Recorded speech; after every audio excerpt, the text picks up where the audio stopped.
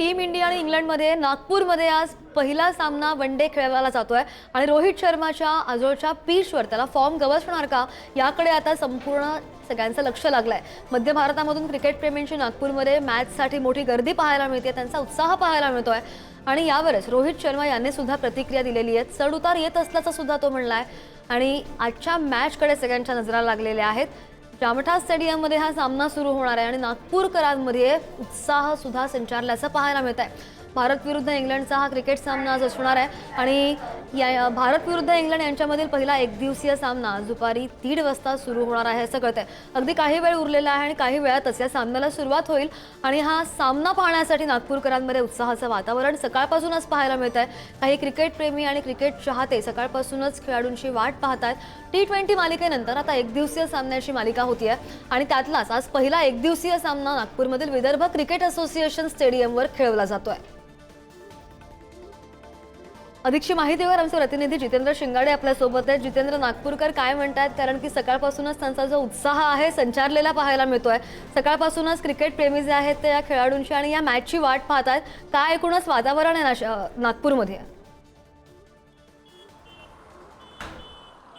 नक्की श्रद्धा, जसं तू म्हटलं आहे की नागपूरकरच नाही तर संपूर्ण जे क्रिकेट रसिक आहेत म्हणजे ते नागपूरसह विदर्भ आणि देशातूनही अनेक ठिकाणातून हे एक दिवसीय सामना पाहण्यासाठी नागपुरात आलेले आहेत। उत्साह मोठ्या प्रमाणात आहे, कारण T20 असेल किंवा टेस्ट जी शृंखला जी झाली होती, सामनेची मालिका झाली होती, त्यामध्ये संमिश्र यशानंतर आज भारत एक दिवसीय 3 सामन्यांच्या मालिकामध्ये उतरणार आहे आणि भारत विरुद्ध इंग्लंड हा सामना आता अगदी काही थोड्या वेळात सुरू होणार आहे। या सामन्यासाठी जर विचार केला तर नागपूरच्या VCAच्या जामठा स्टेडियमवर हा सामना होत आहे आणि याचा इतिहास पाहिला तर VCAच्या जामठा स्टेडियमवर हा 10वा सामना आहे। त्यापैकी 6 सामने जे आहेत ते भारत खेळलेले आहे आणि त्यापैकी 5 सामन्यांमध्ये भारत विजयी झालेला आहे आणि VCAच्या जामठाची जी खेळपट्टी आहे ती पाटा खेळपट्टी म्हणून आहे आणि यावर मोठ्या प्रमाणात रन किंवा ज्या धावा होणार आहेत, धावांचा पाऊस पडेल अशी शक्यता वर्तवण्यात येते। त्यामुळे क्रिकेट रसिकांसाठी हा रोमहर्षक आणि तेवढा चित्तथरारक सामना असेल अशी शक्यता वर्तवण्यात येत आहे।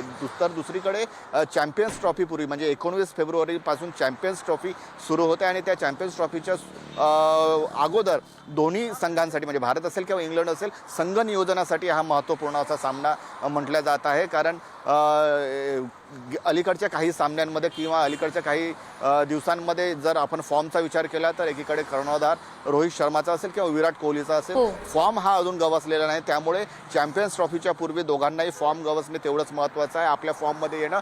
कारण नागपूरची जी धावपट्टी आहे ती बॅट्समनसाठी अधिक पॉझिटिव्ह असल्याचं सांगण्यात येतं आणि त्यामुळे दोघेही जे आहे ते इथे रनांचा जो आहे तो वर्षाव करेल किंवा पाऊस पडेल अशी शक्यता वर्तवण्यात येते। त्यामुळे एकूणच पाहता चॅम्पियन्स ट्रॉफी पूर्वीच्या सामन्या जे आहेत ते इंग्लंड वर्सेस भारत त्यांच्यासाठी ही महत्त्वपूर्ण अशी मालिका म्हणावी लागेल। 3 सामन्यांची ही मालिका आहे आणि त्यापूर्वी पहिला जो सामना आहे तो आता नागपुरात सुरू होणार आहे। अवघ्या काही मिनिटांमध्ये तो सामना सुरू होणार आहे। त्यामुळे या सामन्यांकडे केवळ क्रिकेट रसिकच नाही तर संपूर्ण देश विदेशातील क्रिकेट रसिकांचं लक्ष लागलेलं आहे। नाही, बरोबर जितेंद्र, रोहित शर्मा भारतीय संघाचं नेतृत्व करणार आहे आणि इंग्लंड संघ कर्णधार जॉस बटलरच्या नेतृत्वाखाली हा मैदानामध्ये उतरणार आहे आणि आज टीम इंडिया मैदानावर 7वा सामना खेळणार आहे आणि अशा परिस्थितीमध्ये संघ विजयी घौडदौड सुरू ठेवण्यासाठी सर्वतोपरी प्रयत्न करताना आपल्याला पाहायला मिळणार आहे।